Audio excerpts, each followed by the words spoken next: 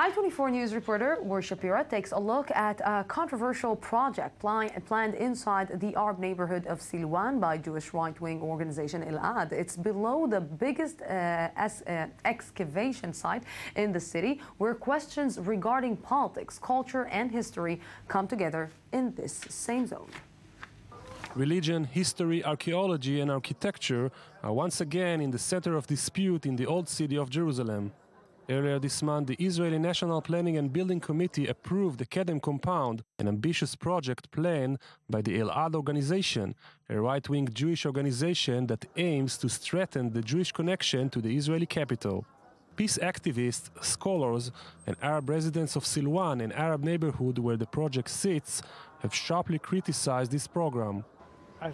What's really difficult for us here is the fact that the Antiquities Authority approved burying the archaeological findings in the basement of this building project.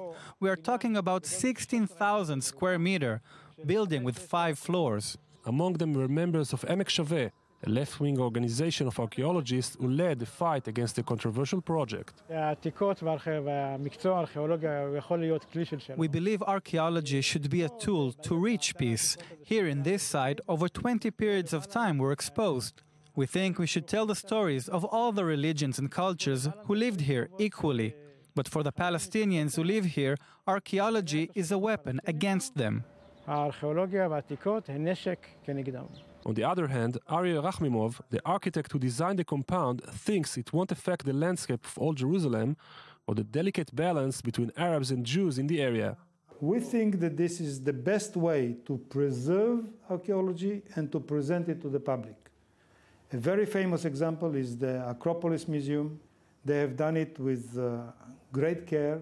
It's a good example of how modern building can enhance archaeology, rather than leaving it, covering it so nobody can see it, or leaving it open to rain and storms and sun.